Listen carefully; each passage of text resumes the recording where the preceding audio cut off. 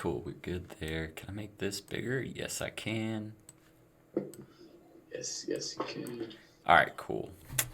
Ooh, this webcam does look kind of good. It usually Yours? Is it a new sucks. one? It's not new. It's just a 1080 Logitech. It's not even the one with all the crazy like follow you features on it. But usually Right.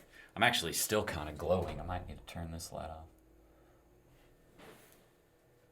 I'm still glowing. It always makes me glow. Like I always look like I have a sun just right here in my face.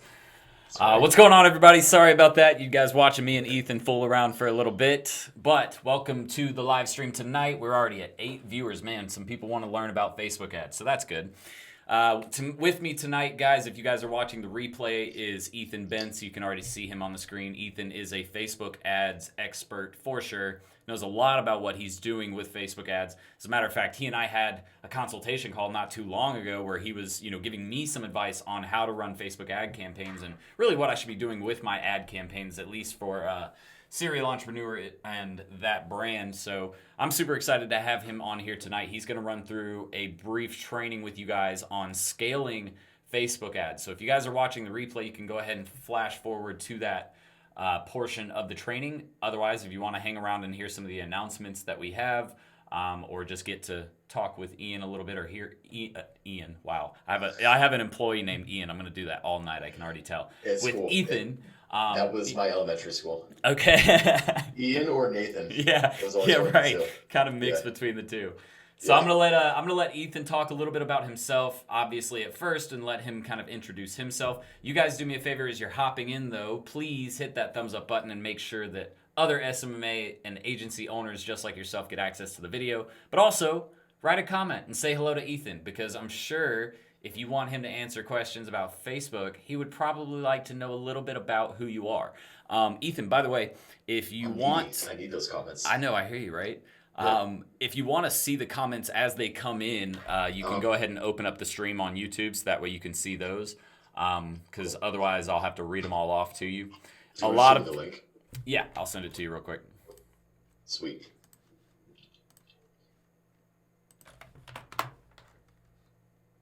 All right, I'll grab this.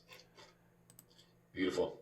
Yeah, sweet. So yeah, I'll feel dive free to right talk. in. Yeah, talk about yourself for a little bit while people join in, so they can get to know who you are and why you're so important. At first, whenever you were introducing it, I'm like, man, who's he talking about? Who's this? He knows a ton about Facebook ads. Who's this expert guy? Yeah, who's the, yeah, guys. So what's up? My name is Ethan Bence.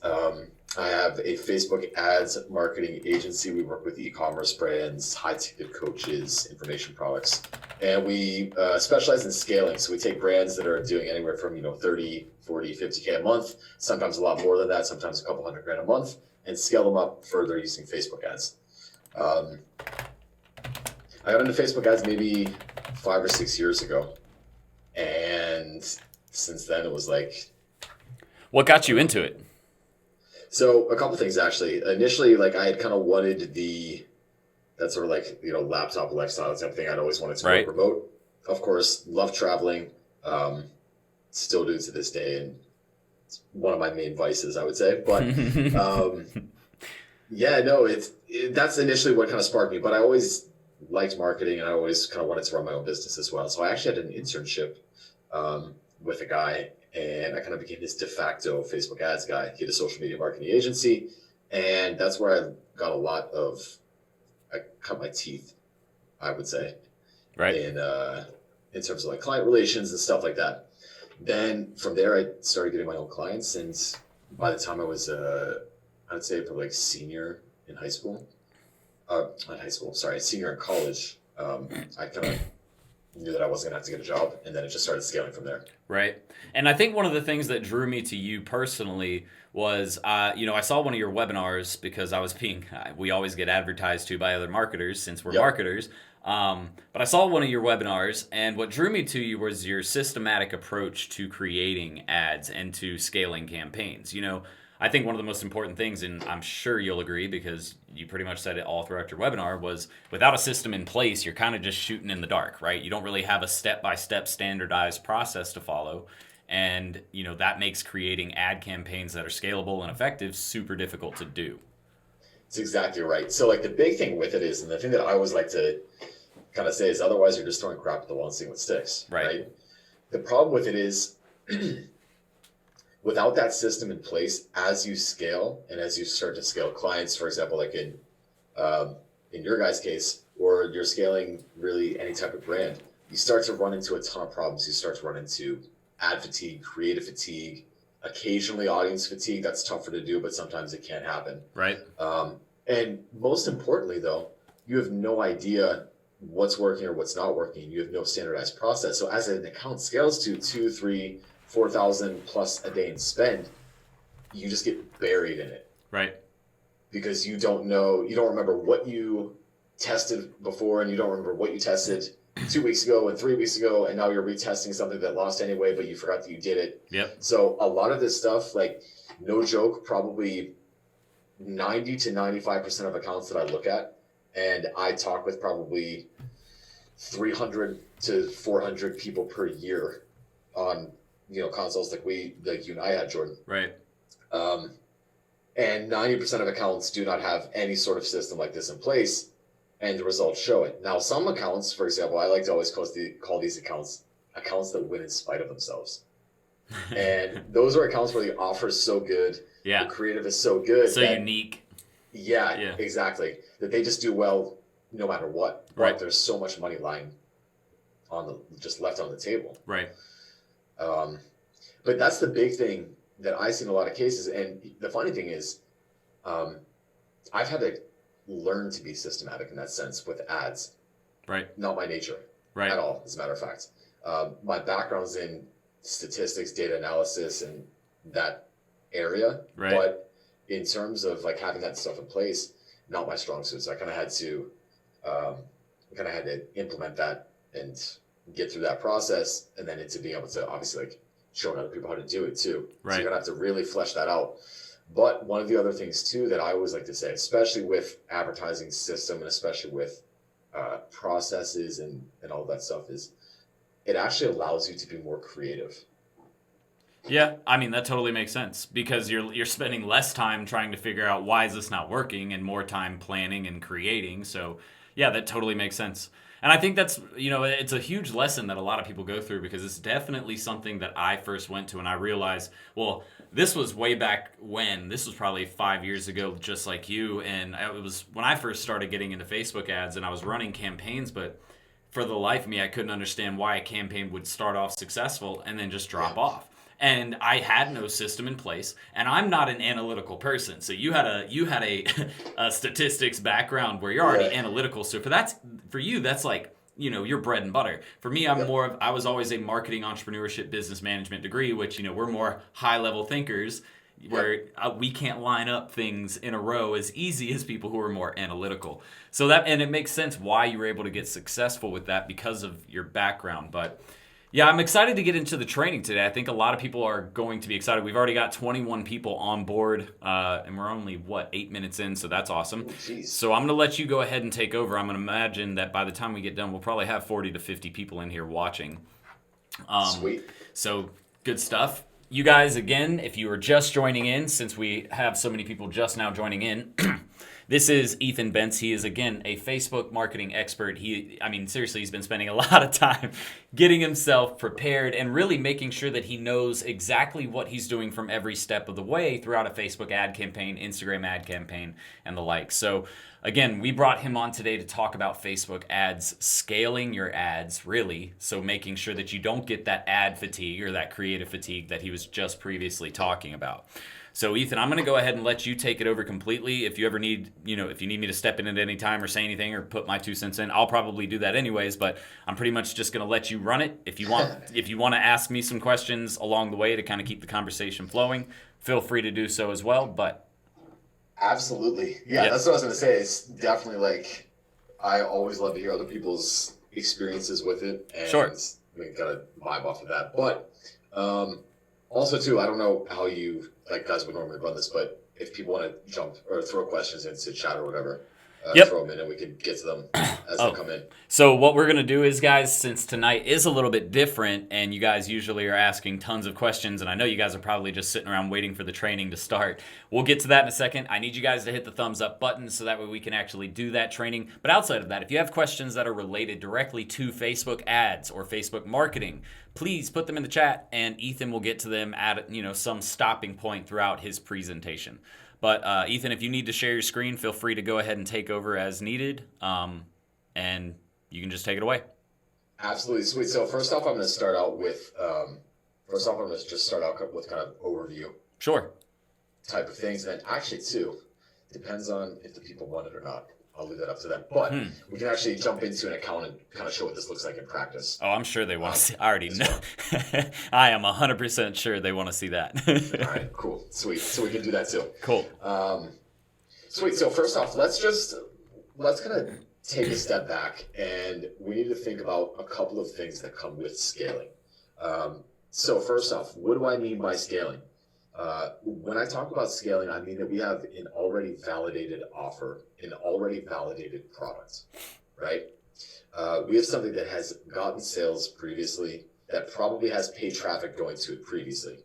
And so, Jordan, I'm sure you see this too, where a lot of times, clients might come to you with an idea or what have you, and they haven't validated it organically or with even some paid traffic. And so it's a little bit sometimes tough to say, well, this can scale. Right. So I'm sure you've experienced that. Oh, yeah.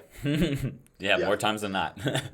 Absolutely. So that's just like step one of really any campaign is going to be making sure that you have something that's validated, ideally with paid traffic up to that point.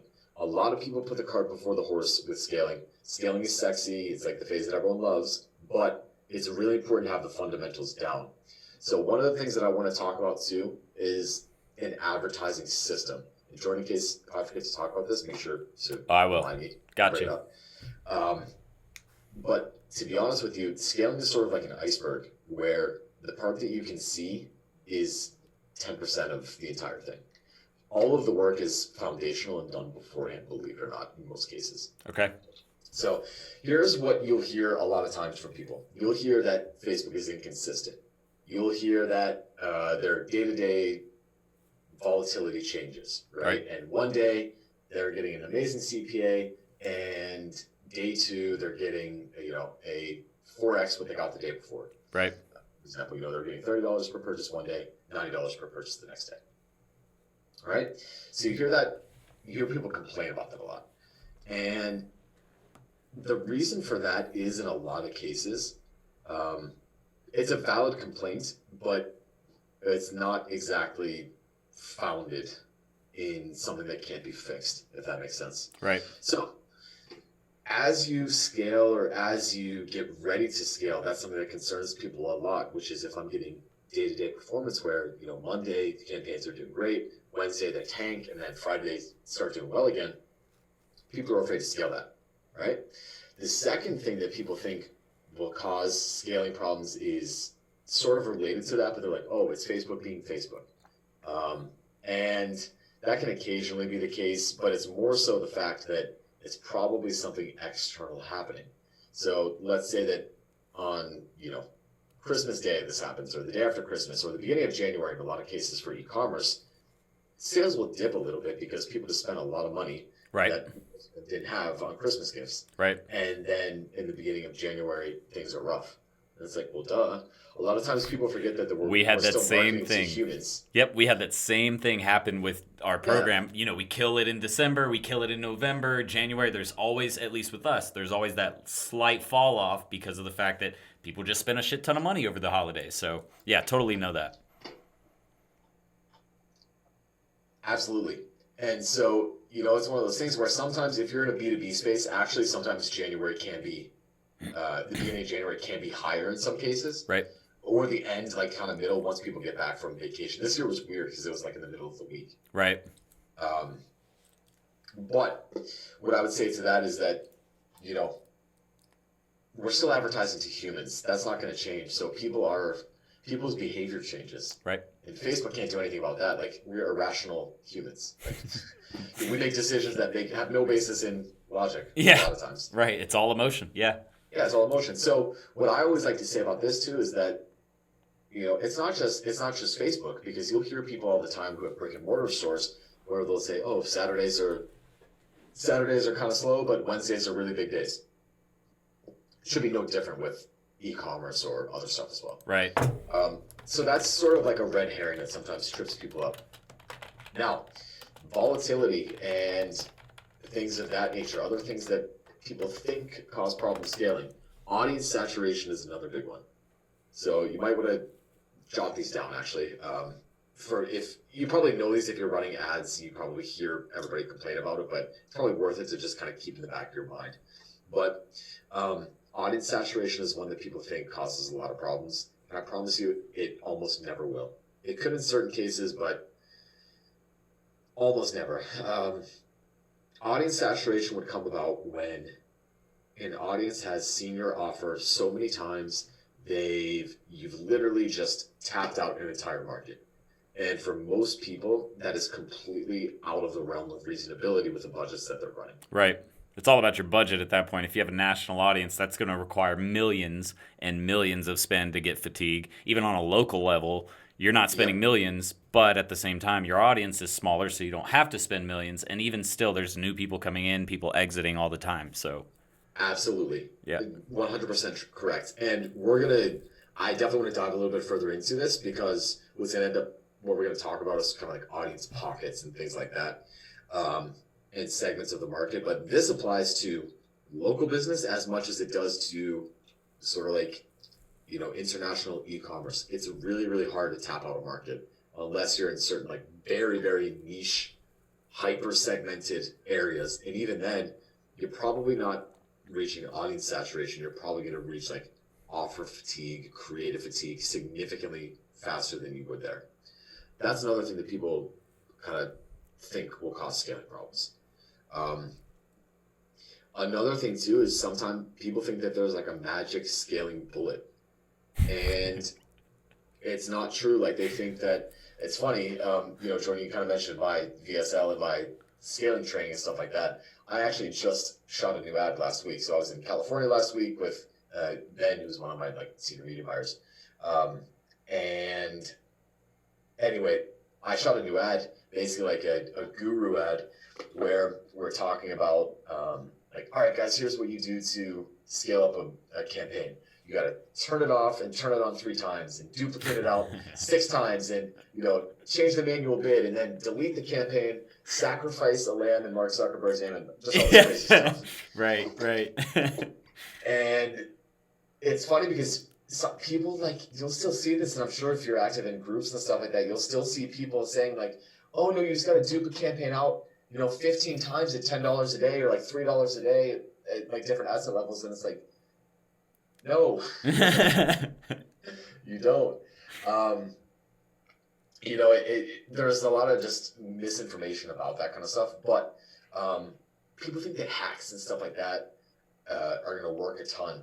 And can they work a little bit? Sure, right? Short term. But I always like to say that it's basically like micro versus macro. Right. We can get something that works in the short run, but it's not exactly going to work in the long run necessarily. Right. So that's another thing that I'd say. Things that typically cause scaling problems, and that actually cause scaling problems. Number one that I would say is having poor ad technique and having no advertising system in place. Okay? Right. So typically what that's going to end up looking like is not having a system in place for us to consistently test new audiences, consistently test new creative, without it being guesswork, without it being haphazard. That's a big thing. So we always want to have that system in place. We'll talk about what that actually looks like in practice, but we always want to have that system in place. If we do not, big problem. Right. Okay. Another thing that typically is going to cause scaling problems is bad ad technique. And what I mean by that is not having our accounts structurally set up. So Jordan, you touched on this, which is, people will start a campaign, it'll perform really well for 3, 5, 7 days, and then it just dies off. Yep. Well, 9 times out of 10, this is because people are not properly excluding traffic. So also too, Jordan, like I have like an outline here. I have stuff that I want to talk about. But if you want to jump down any of these rabbit holes, I'm more than happy to jump down any of them. We can just kind of circle back. Sure. Yeah, I'll definitely let you know. I think you're doing great, though. I mean, the biggest thing is, like you said, there's got to be some setup, and then we can go into the specific strategy. So I think you're going great. Cool. Yeah. Otherwise, sometimes I'll just go on like 10-minute long tangents. The only thing I will do really quick, though, is answer these 2 questions. I got 2. One says, would you say Facebook marketing is best for local businesses? Here's the thing. That is on a case-to-case basis, right? So the example I always like to give, and Ethan will probably agree with me, a criminal attorney is not going to work well as far as cold traffic acquisition, because who's going on Facebook and looking for a criminal attorney? They go to Google when that happens. And you can't target someone on Facebook who was just previously arrested, so that's going to be really hard for you to do, right? But, for example, just about any service-based business other than that criminal attorney, like contractors, HVAC, there are ways to generate leads on Facebook effectively and Instagram. So it's on a case-to-case business. It really depends on the nature of the business and how people find that type of service, or how people start to look for that service. So the customer journey, right? Yep. Second question is, how would ads help realtors? First, actually, do you mind if I go ahead on that last thing? Of course. I agree with you. I would actually take it one step further, and trust me, most of my marketing experience is with Facebook. And most of my paid traffic experience is with Facebook. That being said, I'm pretty much platform agnostic. I don't really care. I'm a marketer first and a Facebook ads person second. Right. So, with that, another thing that comes with that, like you're saying, is that it may not be the best for every niche if you're looking to get leads like today. Right. That being said, omni-channel presence and having a presence on multiple channels is almost never a bad idea. Right. Almost never. Right. So with that, the follow-up I usually have is remarketing is not a bad idea. Yeah. So if you're remarketing to people who visit sales pages or leads, those are people where it's okay to market to that specific kind of client. But again, what I was very specific about, at least for you guys listening, is the cold ad section for that type of business. That's where you're going to have the most difficulty. And I think that's what Ethan was kind of trying to wrap it up around, is omnipresence, like he said, is stupid important. Like if you're not in every place possible, it's going to make it hard for people to find you. And you guys hear me talk about all the time the rule of 7 by Dr. Jeffrey Lant, which means you have to basically reach out to people a minimum of 7 times in 18 months and have them actually have some kind of connection, even if it's minimal, for them to recall your brand. And, if you know anything about marketing, brand recall is really, really where it's at. So I have actually a pretty good story about this, and a lot of this comes up with attribution. Especially as you begin scaling, and this is probably a rabbit hole that we can dive into too, but when you start scaling, attribution becomes tough because somebody clicks a Facebook ad, right? And then maybe they see a remarketing ad on Google, and then within that same day, or they click that one too, right? And then they purchase. Well, Facebook's going to take the credit, Google's going to take the credit, and it's like, well, which one of them should get credit, which one of them shouldn't get credit? Right. Well, both, right? They both did part of the job. So, perfect example of this, where you're talking about brand recall. I had a client come in a couple months ago, and he was actually a referral. That being said, whenever I was talking with him on our initial call, he said to me, "Oh yeah, I've seen your ads all the time. Like I remember seeing your ad about this, and this. I can't remember exactly what it was." Right. So was he a referral? Yeah, but did the ad play some role in him purchasing and becoming a client? Of course. I would say yeah, because he remembered it. 100%. Yeah. It's all about recall. I mean, think about it like this, guys. Anytime you've gone to buy something and you went to start that search, before you even started the search, the first thing you do is you think in your head, well, who provides that product or service? And you're going to think of the one that came to mind first, right? So that's who you're going to look at first. Usually it's first come, first serve with marketing. Like literally, if you can be the first one there every single time, you're more than likely going to sell the product. Next question is how would ads help realtors, which is great because so many ways. I mean, it's Facebook. Facebook is a visual platform. Real estate is a visual service. So I'll actually let you take this one, Ethan. I did it again. I told you I would. No worries, Jordan with a Y. Oh, gosh. Yeah, so, I mean, put it this way. Very rarely could I not think of a way that you could utilize Facebook to advertise in some form or fashion. For anybody. For anyone. Like for literally anybody, guys. Yeah. So what you got to think about is at the end of the day, we're trying to give value and we're trying to get people to do something so that we can talk to them at some other point. So how would ads help realtors? Well, I mean, the easiest way that I can immediately think of is what better way is there to show someone a house than with a video ad? Right. What better way is there to build up a nice big retargeting list of people who have viewed 95% of a video of a specific video of a house walkthrough? Right. Than just running a video view campaign. Right. Simple brand awareness campaigns. Like they Simple teach stuff. Realtors, your brand is all about your awareness. If you're that first realtor that gets called, again, going back to the rule of 7, it's all about brand awareness. Simply, if the realtor has the budget, they should be running a brand awareness campaign literally 365. 24/7, 365, because that is how they sell. 100%. Right. They sell through being the most known realtor. I can tell you right now, anybody in the Atlanta area can tell you who Mark Spain is because he's freaking everywhere. It's annoying how everywhere he is. He's got billboards, he's got ads, and the second you start looking for a home, he's already finding you and marketing to you. So that it's really about awareness, guys, building brand awareness. Well, that's not the only thing. Clearly, again, like, Ethan and I were just saying, if you get to a sales page, or maybe it's just the listings page for all of the listings you have, you can remarket that entire list of visitors and they are likely to buy. Why? Because they are looking for homes. While I don't sit here looking for homes all day or even once a month if I'm not in the market for a home. I don't care how beautiful a home looks on a Facebook ad. Doesn't matter. I'm not going to visit it because I'm not looking for a home, right? So simple things like that are easily ways that you can start increasing leads and sales. 100%. And here's the other thing too that you hit on, and this is actually one of the big things that people love to forget whenever they're scaling, which is, guess what? Not everyone is going to buy on day one. Not everyone's going to buy on day one. But what are we doing for those people who are going to buy on day 7? What are we doing for those people who are going to buy on day 15? What about the people who are going to buy on day 60? Yep. Even 90. High ticket products, exactly. Day 90. Like, it happens.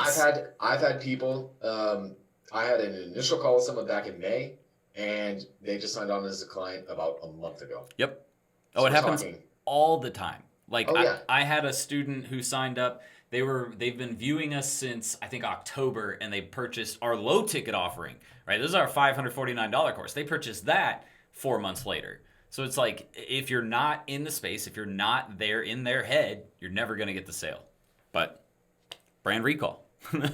Yeah, but what do you know? Right? Yeah, what do I know? I don't know. Sometimes I swear with a lot of the stuff, I end up feeling like an old man, like just shaking his fist. Yeah. In the air, like, whoa. You know what I mean? Do this, Sonny. Yeah, right, exactly. Yeah. Yep, no, I get it. But anyways, I'll let you take it back over. I just thought those questions were those kinds of questions always, and I'm not picking fun Ultra Shotgun and Massive Action. I'm not talking about you guys. It is funny because I want you guys to get it, because I know I say this all the time, especially in all the trainings. Because YouTube, well, I know Ultra is on pretty much every live I do, plus all of my YouTube videos. Massive Action, I think this is the first time I've seen you, but if you guys have ever seen me talk about Facebook ads or just marketing in general, we tell you guys how important brand awareness and remarketing and brand recall really is. And not to mention the fact that Facebook ads can literally work for anyone. You have to look at the business and the nature of the business, the nature of the customer journey, and say, okay, what does a customer do when this happens? right? When a customer says, crap, I need a criminal attorney, what do? They're not going to Facebook. They might go there if they go to Google and can't find someone, but how often does that happen? Never. So they're going to Google and they're going to find the person there. They're going to visit a website, but they're going to visit 4 other websites too. So the issue is the one who's doing the remarketing on the social platforms is way more likely to get that sale than the 3 others who weren't doing that, right? Because you're still there. How about the one who was doing video view brand awareness educational content for 6 months prior and the person didn't even realize it? Right. They were just consuming the content. Right. And here's the other thing too, is a lot of times people will forget the first piece of content that they interacted with. Oh, of course. I don't ever remember that. I don't think I could ever recall a piece of content that led me to purchasing something, but I can remember the journey and all of the value that I felt, that I perceived when going through that. And that's why I bought, right? Because I understood the value. I understood why this was the product for me, and that allowed me to move forward and make a decision. So. You got it. Yeah, good stuff. Were there any other questions? Nope, not yet. Other than, does the niche determine the system? Which I was gonna say he's probably gonna say no, because the system is the system for a reason. It works every single time, no matter who it is. Yep. Now, again, like that being said, minor adjustments. They're like 85 to 90% the same. Right. Things will change with scaling. You gotta add in certain things. You can do cooler stuff if you're spending 4,000 a day than if you were spending 50 a day. Of course. But that being said, structurally and in terms of the base kind of campaigns, the base setup, no, not at all. Cool. So yeah, that's it for now.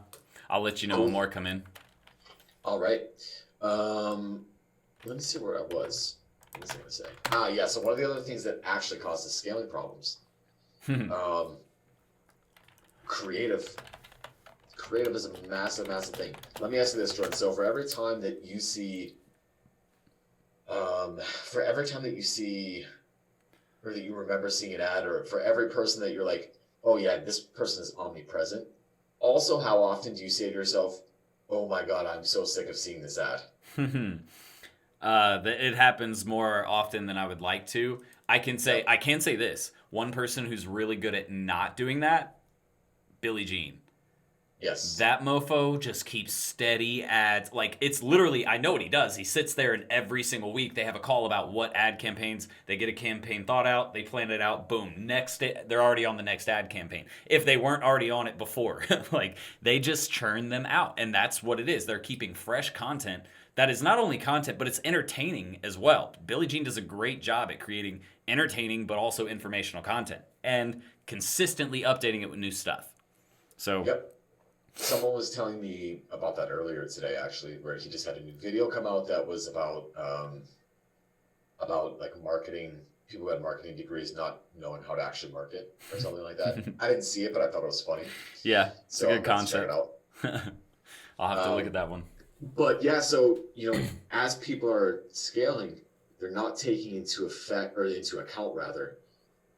the amount of creative that they're going to need. And they're not taking into account that creative is going to fatigue. The other thing that people don't take into account is people are going to respond to different things differently. Yep. You might buy a car because you want to go really fast. I might buy a car because I want it to be safe. It could be the same car, but it's positioned in 2 separate ways. Of course. Tesla, right? Let's use it again. Let's just use it as a trite eco-friendly, example, fast. Tech forward, whatever it is about the car that you are attracted to. Yeah. Yep.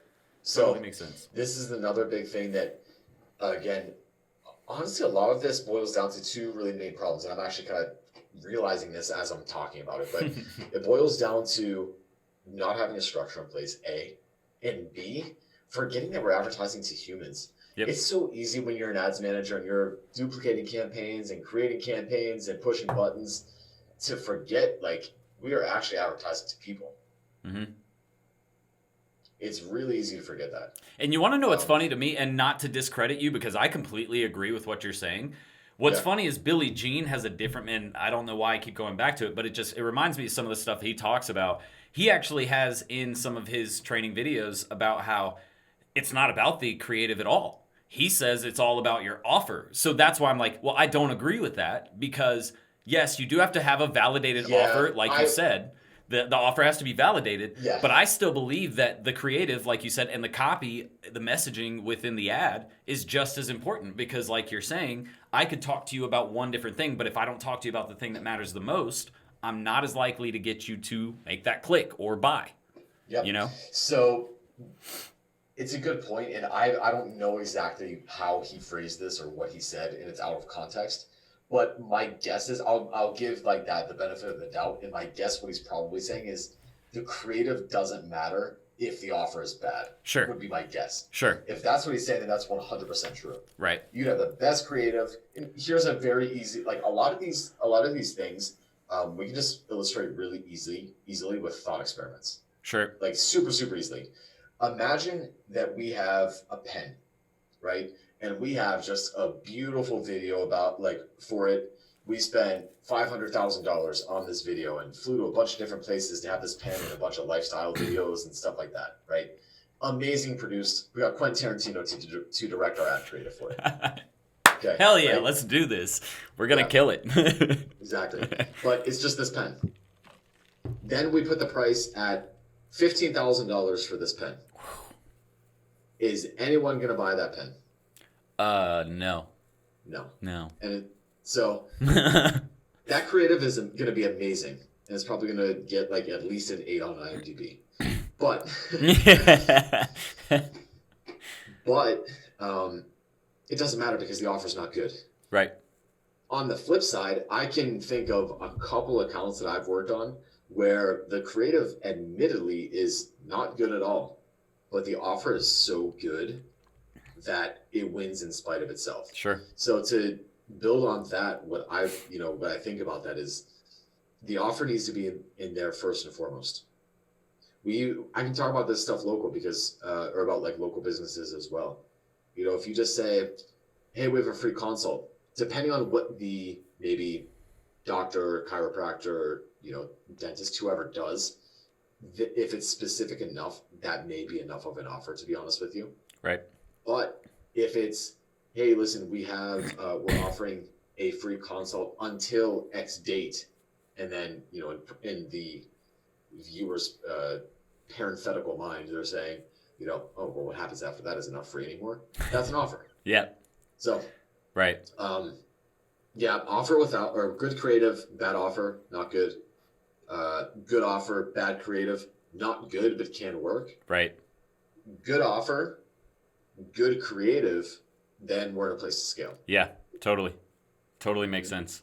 So, hey guys, if you guys are liking this training so far, I need you. Oh, actually, no. More importantly, Ethan said he's going to take us into one of his ad accounts, which, guys, he manages a ton of ads. He gets a ton of spend through there. So if you really want to see a amazing account to look through, it's really going to be fun. But if you guys don't get us up to at least 20 thumbs ups, 20 likes, I'm not going to let Ethan show you guys. So you need to make sure you hit that thumbs up button. Or again, I'm just going to be like, no, sorry, Ethan. We're just going to talk tonight. We're not going to show anybody any cool shit. Yeah, so if you haven't hit that thumbs up, which there's almost 30 of you in here right now, and we only have 10, you better give me 10 more. But that's all I had to say, and I'll let you get back to it. Drop down and give me 10. Yep, drop down and give me 10, guys. But yeah, so the creative is really important as you scale. And the reason why I say that, and the reason why, too, I think the offer thing kind of comes in there as well, is that typically if you're thinking about scaling, you already have a validated offer. Sure. Most people aren't thinking about scaling before they've validated an offer. Yeah. At which point then, some people are, I guess, but... which would be really funny, like, yo, we need to scale these ads. Bro, you're not selling a single thing. Yeah, but we need to scale the ads. You'd be surprised. I could show you, I could definitely show you some communication. Oh, if we spend more, though. Yeah, if we spend more, we can do it. No. Yeah, it's like, what is it? It's like, we're selling at a loss, but we'll make it up in volume. Something like that. That's like a phrase like that. That's funny. Yeah, it is funny. So I think I was talking about creative. Yeah. So different people will buy for different things. Imagine that we have 100% of the market, like whole pie, right? Think of a big pie. And maybe 30% of that market is ready to buy today. Maybe the 70% is ready to buy, but just not today. maybe they're ready to buy tomorrow or the next day, right, or a month after. You know, maybe they are. But what are we doing with them in between?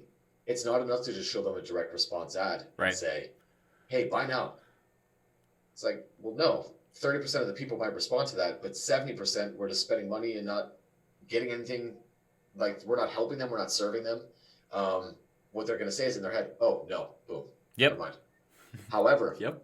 when scaling, if we have entertaining content at top of funnel that doesn't even have call to action sometimes, if we have educational content, if we have just value-based content, if we're not even asking for a sale today, we're going to be building up trust. We're going to be building up a pool of warm people. And once I show you, well, again, depending on if we get enough likes, but yeah. Once I show you the account, you're going to see why it's so important to nurture people through the funnel. So that's another thing with creative is it's, certain people are going to respond to certain elements and certain principles. Other people are not going to. Yep. And that's okay. But we got to make sure that we're hitting it, especially as we try to scale. Right. And the biggest thing a big thing I think, at least with, once you get them past the top of funnel, right, you start to actually get them a little bit more indoctrined or accustomed to who you are and who your brand is. It's so simple to think about what comes next, because it's really, in my opinion, whenever it came to creating ads, it's always, okay, we have to introduce them to us. So we give them something entertaining or informational or whatever it is. But then past that, you have to say, okay, well, I've entertained the person, I've informed them, I've let them know that I at least know somewhat what I'm talking about. But you have to think in that customer's head what questions they might still have. And that's the easiest way to look at it, is just say, okay, well, I've told them this, but what don't they know? And it's really hard for a lot of people to understand that at first, but it really comes down to the same things every time. What do I get when I buy with you? What makes you better than the competition? Show me some customers that had a great experience, and that's really it. It's simply, it is seriously just really those three things. What do I get? Show me some customers. Why you over the competition? And if you can answer those three questions in your follow-up ads, that's really all a good remarketing campaign is. It's showing them the information outside, along with layering in some more informational and educational or entertaining style content. But ultimately, we're trying to get them to know why they should buy from us. So you have to give that information to them, and that is the whole entire point of a remarketing campaign. Absolutely it. And so, one of the big things, and this goes into a creative discussion, which I'm more than happy to dive into, but is what we're doing in that case is we are pretty much answering, like you said, the same questions every single time, whether somebody's buying a car or whether somebody is going to book an appointment. Every single time. That's the beauty of marketing, is that you may not know the lingo, you may not know the exact words that people use, but you can damn near be positive about what their objections are going to be. Right. Yep. And the process is pretty much always the same. That's why people, when they get into digital marketing or they go through one of my courses or whatever and they're trying to start an agency, I'm like, dude, it's pretty much the same thing every single time. You're just adjusting the style of content, the approach, the messaging, the creative. That's really it. You're not really adjusting too much more than that. It's the same exact thing. Create some images, shoot some video, write some captivating content, and then boom, put up your ad. Now, remarket. It's a simple process of 1, 2, 3. That's it. And people don't get that. I'm just quit trying to add in all these extra steps that you feel need to be there and just focus on the basics. Capture minds and, shape their minds, or at least influence them or have some kind of influence on them. Once you create that influence, then just show them why you're the best option. That's it. Well, it surely can't be that simple, Jordan. It has to be more complicated. Otherwise, we'd all be millionaires. It has to be more complicated. Right. So, Ethan, we've actually got about 17 minutes. And before we get into anything further, guys, again, if you want to see that back-end platform, we're at 16 likes. All we need is 4 more people to up thumb. And I'm going to let Ethan show you guys a few of the accounts that he works on. But really quickly, I think we should talk about... The one I got up is good. We spent $4K a day on it. $4K a day, guys. Yeah. If you want to see an account where he's spending $4,000 a day... In case you don't know the math on that, it's $120,000 a month. If you want to see that account, all we need is 4 more thumbs ups. But I think we should talk really quick. About the other parts of scaling, before we get into the account, what is really, I guess, what are some milestones or what happens that lets you know, okay, obviously having a functioning ad, a functioning offer, but what else comes into play whenever you're trying to determine, okay, these guys are spending $2,000, but is it going to be worth it for us to put another 2,000 in, or do they not have an audience large enough to where we could even spend that other $2,000 and it makes sense because they're not going to generate any more leads, or maybe they will generate leads? How do you come to that conclusion? It's a really good question. So what I like to say in those type of scenarios is obviously like we just gotta test it, kind of. And it sounds sort of like a cop-out answer. Right. No, it doesn't. It doesn't. Not to me, at least. The truth is, and any marketer worth our salt will tell you this, we don't really know. I don't know what ad's going to perform best. Right. I never know. Right. One of my close friends, he's an amazing copywriter. I showed him one of my ads personally that's run into my VSL before I was going to run it. Okay. He was like, I don't know. Like, he's like, it's all right, but I don't know. It turns out to be my best performing ad and ran for like 6-8 months. Yep. That's the Probably thing, man. The one that you clicked on, to be honest with you. Yeah, right. And that's Probably. the thing. You cannot guess which one is going to be the best. You can try, but I guarantee you're probably going to be wrong because it's not up to you. You're not the buyer. You're not in the same scenario. You're not going through the same things. You don't have the same mindset as the person going to buy that product. You are just the person providing the product. So yeah, it totally makes sense.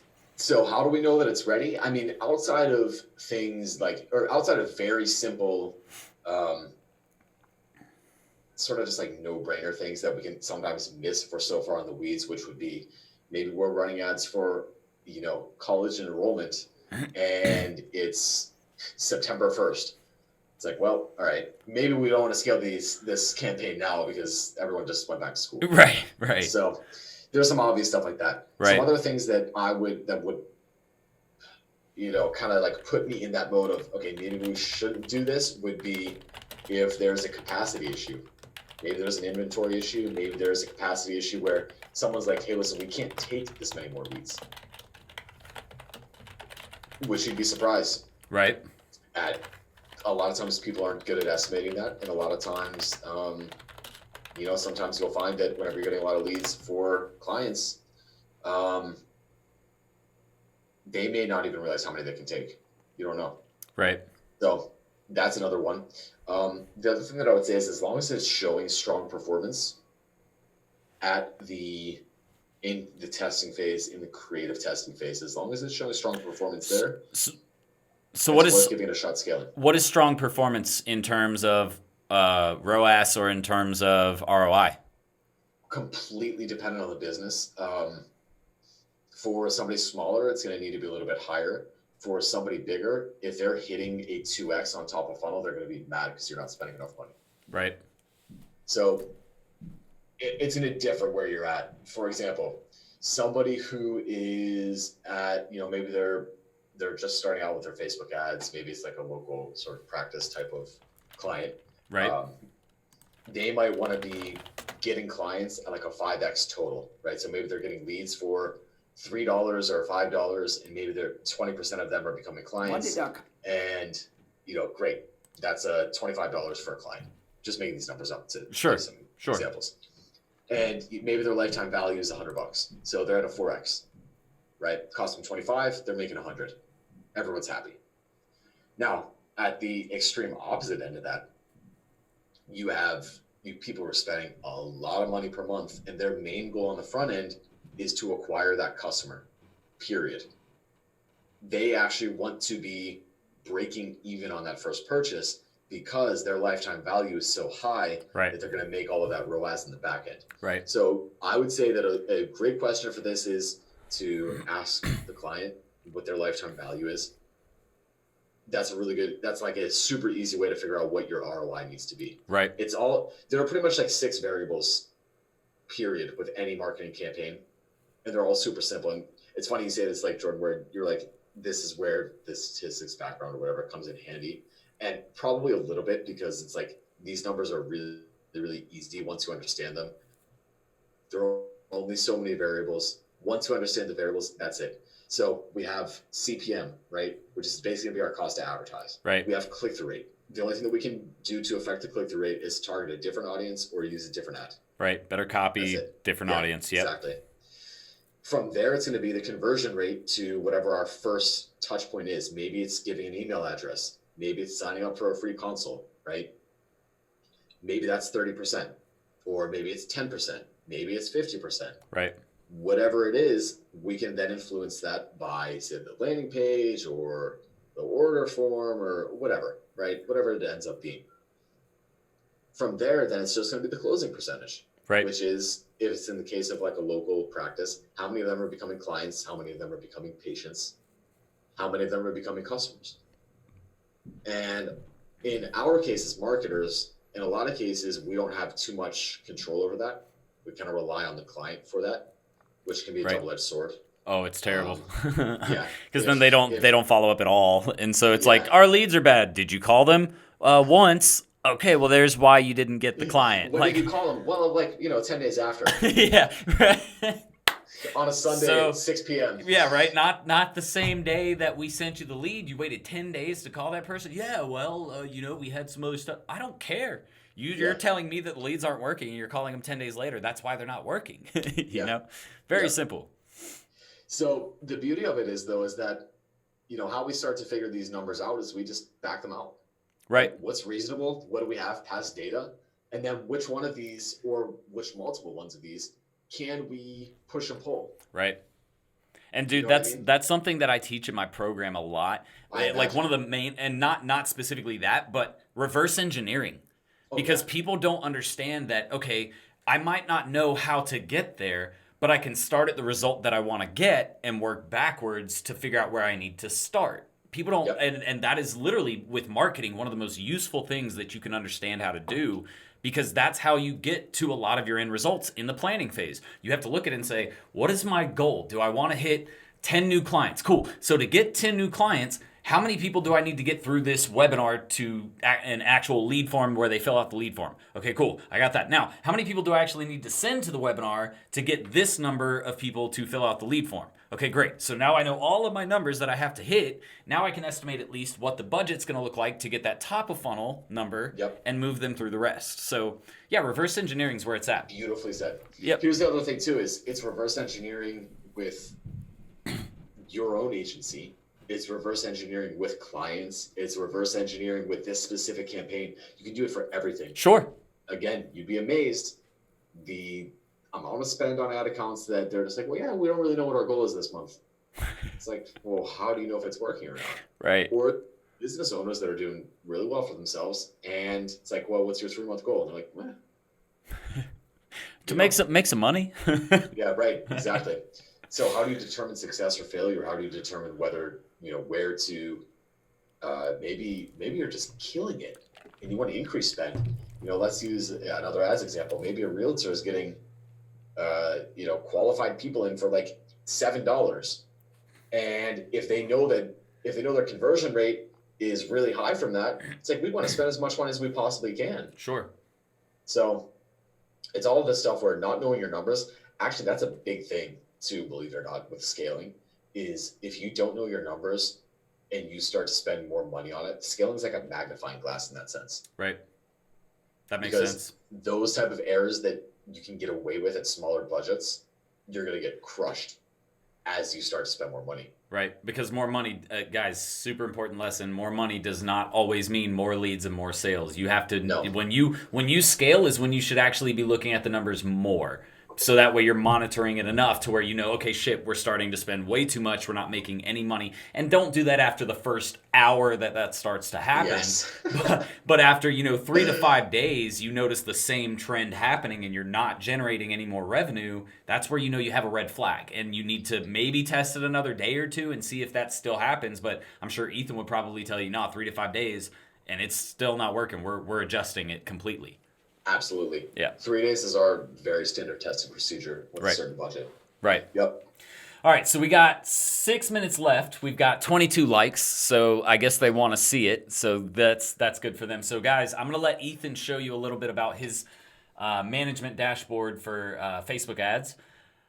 good thing is you had one more question that says, what metrics do you suggest we pay attention to and how they correspond to the buyer's journey? But we literally just answered that question by covering. I didn't see that one. Yeah, well, no, it's okay. You covered it without us even going like. That's what I'm saying. Going That's into amazing. the question. Yeah, that was perfect. I'm a genius. Yeah, I'm a genius. Yeah, so we got that question out of the way. Frankie C wants to know what Ethan's pricing is like. But Ethan, what I'm going to do is I'm going to get your link after the call. Guys, I'm going to post the link in the description of this video. Unless, what is your, tell them your website URL, and I'll make sure to get it in the description as well as this chat. But yeah, for sure. So, well, I guess it depends. If people want to, probably like the scaling training is probably a decent place for people to start, I would assume. Sure. If you want to send me the link to that on Facebook, I'll post it for you in the chat, but I'll also put it on the description for you. And yeah, then let me grab that link. That's probably the best place for people to start. Okay. With it. I can, like, if somebody wants to like talk or whatever too, I can put I can put like a calendar link or what have you. But sure. This is probably a good place for pretty much everyone to start. It talks about this in probably like a little bit more detail. Not a little bit. No, that's not true. It talks about it in a less meandering way, of course, because we're having a conversation right now. This is a good place to start, I would say. Okay. So I'll put that in here right now. Also, actually, a really good way to it's a good way to look at my funnel and look how I'm marketing. Right. It's sort of like that meta analysis of it. Yep. So guys, I just put the link. I put the link in the chat box right now. So if you're looking to get any training, or really if you maybe want to set up a call to see if Ethan wants to run your ads or whatever, if you want to reach out to him, that's a great place for you to start right there. But for the remainder of the time, I'm going to let him go into his account really quick, and he's going to show you what it looks like to be spending $4,000 a day on one business. So go ahead and take it away. Yes, we are. All right, let's do it. So let me make sure I have my right desktop. Yes, I do. All right, guys, so let's look at what this actually looks like in practice. So you'll see here, let me move my face here. You'll see last month, this account we spent about a little under 4,000 a day, right? So 3,900 something probably. And you'll end up seeing here for our ROAS, we're nearing 2 with some delayed attribution. This will be over at 2. All right. So let's take a look at what this advertising system actually looks like in practice and what this looks like at scale. You'll notice that whenever I was talking about it, we want to have our funnel structure set up, properly. We want to have our top funnel. So that's what this is. We want to have our middle of funnel. This is warm traffic. So we have completely cold traffic here. We have warm traffic here. And we want to make sure that we have proper exclusions. So within our cold traffic campaigns, we don't want to be targeting people who have, seen ads 15 times, because that's not true cold traffic. That's warm traffic. And they've, clicked and they've liked and they've engaged and commented. That's not cold traffic. Then we have the bottom of the funnel. So we're having all of these exclusions in place because what's going to end up happening is, as you can see kind of by these ROAS numbers as well, top of funnel is going to be less than middle of funnel, which is typically going to be less than bottom of funnel. In this case, actually, this middle of funnel did a little bit better, right? Right. But at the same time, the important thing to note with this,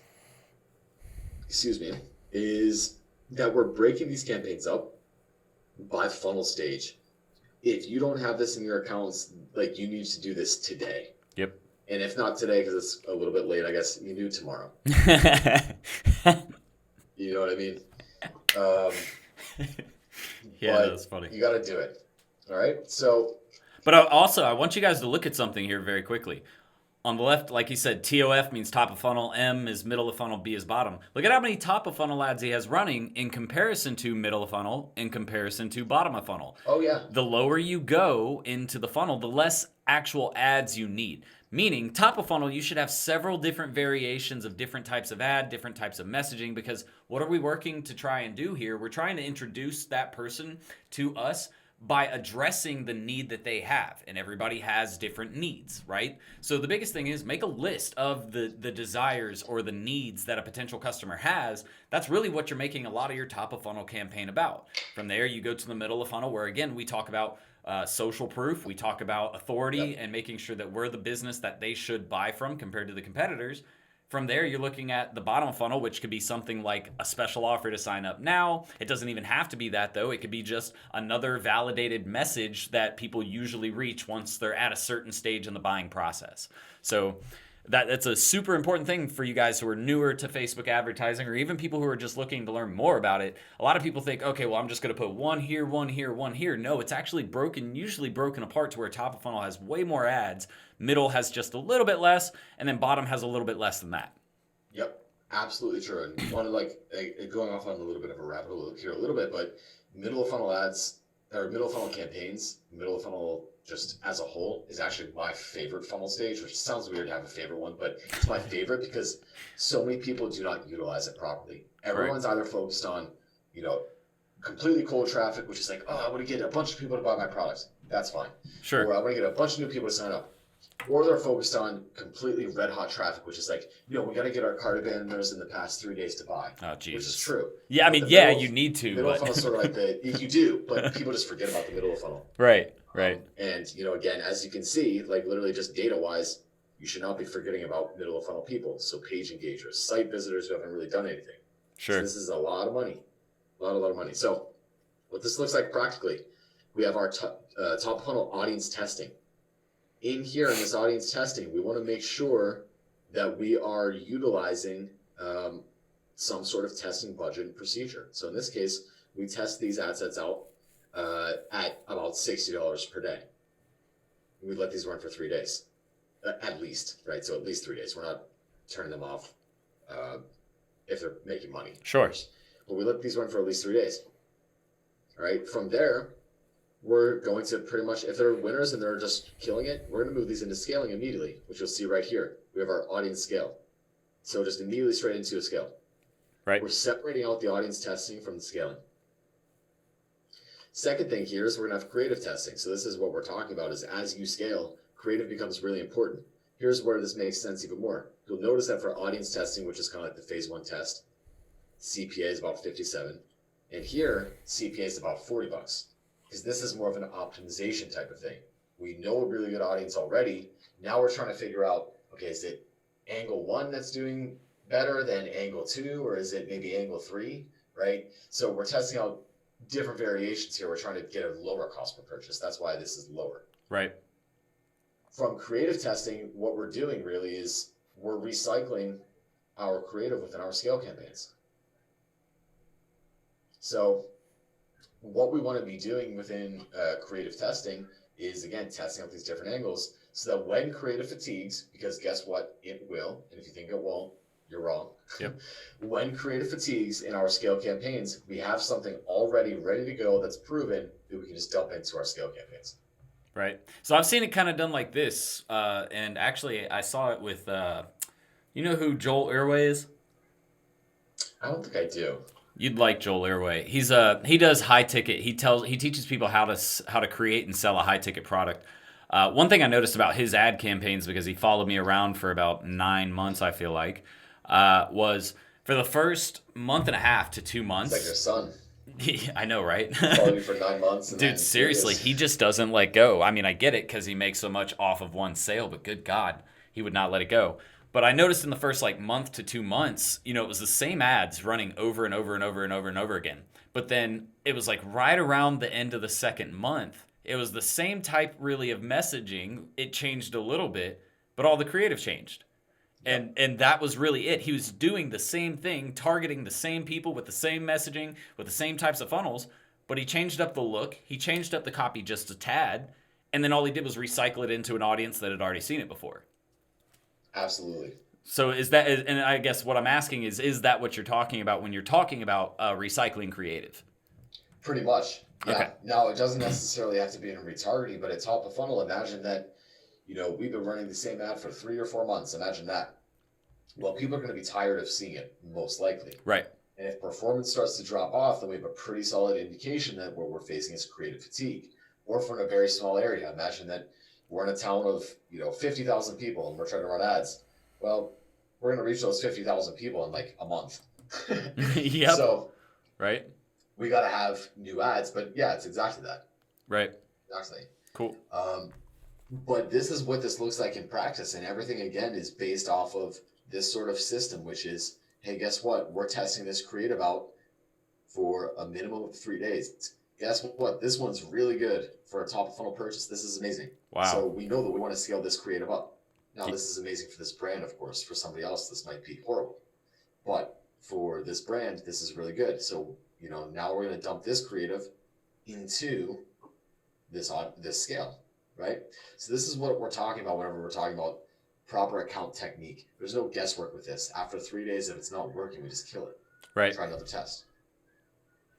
Well, guys, I think Ethan has taught you a shit ton tonight. Is this helpful? Like to a little anyone or everyone? Because sometimes I don't know. I'm such a nerd with this stuff that I can talk about whatever. So. I can tell you right now, you've even and I've done this a while, but I don't go into Facebook as much as you do.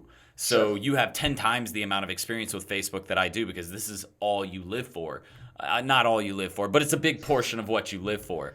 More than I would like. Right, I'm sure. So, I mean, even, at the very least, I know you taught me something. So I know if you taught me something, you've definitely taught everybody else in here something. We've already had some people saying thank you for doing this training. So I'm sure everybody's going to love it. I know the replay is going to do really well also. Ultra Shotgun saying it's very helpful. Everybody else is probably going to start hopping in here in a second and start saying how helpful it was. But I can tell you without any of their input, which, no offense, guys, I love you. But without any of their input, it was definitely informative, because everything that we covered today, guys, is how you create effective Facebook campaigns. Ethan isn't managing someone's budget of $120,000 a month for nothing. It's because of the fact that he knows what he's actually doing. So, everything in here is something that's going to be able to teach you. So I recommend going back, and even during the part, because here's where I feel like a lot of people kind of tune out, is when they're listening to an interview style conversation, when they don't see the on-screen training to go with it, they kind of start to tune things out. I want you guys to go back and watch that again, because we made a lot of super valid points within that conversation that if you aren't an expert, it might have went over your head. So you might need to go watch that, 2 or 3 more times to really understand what we were talking about.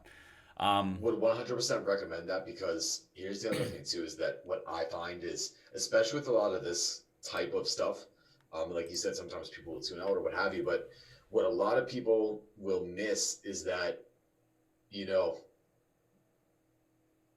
lot of this stuff comes from conversation, because we're in it so much that sometimes we forget a little bit, and sometimes we forget a really important principle that is fundamental, but is actually like the basis of 80% of what we do as marketers. Of course. And so sometimes it can just kind of come out in conversation, but I like just remember off the top of my head, there are a lot of gold nuggets within this. So you're right. And that's the thing, guys. I mean, it's just like any sport. Whenever you learn how to play a sport, they always teach you the basics first, because without those basics, you can't get to the pro level, or you can't get to that next level of greatness. So really the basics it's the foundation, and they call it that for a freaking reason. It's the foundation, because you can't do it. Is the other, sorry to cut you off, but no, you're fine. The other thing is that as you scale up, the foundations only become more important.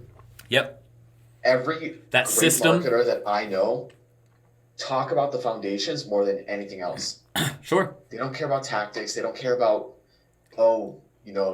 here's this new software that I think is going to, no, sometimes they will, but they're more focused on the foundations of it. Right. They're more focused on, what is good marketing. Right. And that's how me and Ethan can sit here and tell you guys, I know it's not going to be effective to run cold traffic to a criminal attorney, because of the fact that I know the basics. I know the foundation of marketing. I know how Facebook works, and I know how people use Facebook. So if I understand those two things, then I can easily look at any type of business and say, okay, if I were in that situation personally, how would I go about finding that particular person? And I can tell you 9 times out of 10, I'm not going to Facebook.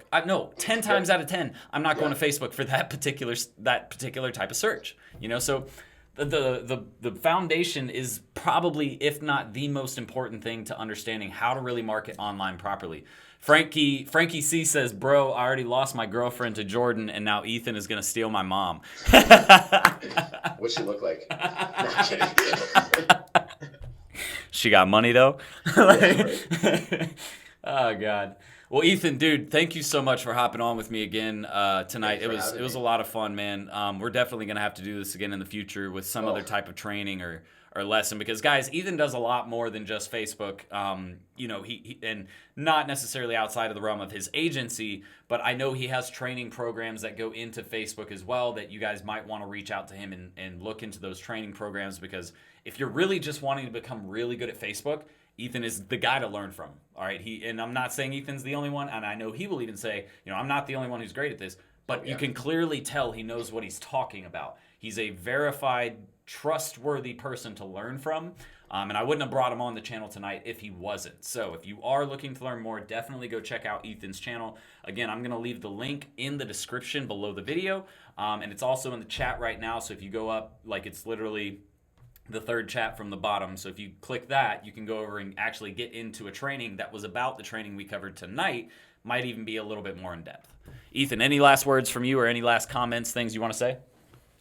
Well, yeah. First off, thanks for having me. It's all fun. Of course, man. I could talk about this stuff literally all day. For hours. I do talk about this stuff all day. Yeah. So Right. It kind of loses the point. But yeah, I mean, honestly, what I would say is, like, the tactics are useful. They have their time and place, it's for sure. But fundamentals will win day in and day out. And a system. Yeah. Dude, we spent, and just to put this into perspective for you guys, last year, my brand spent $150,000, over $150,000 developing processes for my agency and for the brand. Yep. 150 grand just in a year to develop processes. So basically, to reword it, to develop a system for our internal work. So that's the thing, man. The system is the key. That's why Henry Ford was so successful, because he had a system. That's why any business you see out there, they create a systematic approach to coming at whatever product or service that they offer. So I think that's a good way to end off the chat for tonight. Everybody, thank you for coming by. Thank you for leaving all your thumbs ups. If you haven't already done so and we helped you out whatsoever, do me a favor and hit that thumbs up, because we deserve it. Ethan deserves it. I deserve it. We need to get his brand and my brand out there more, and this is how we do it, guys. So make sure to hit that thumbs up button if we were able to help you at all. Thank you all so much for your comments, and I will see you guys next Thursday for another live at 7:30 p.m. EST. But until that time, I will see you guys later. So until then, Serial Entrepreneur out. Bye, guys.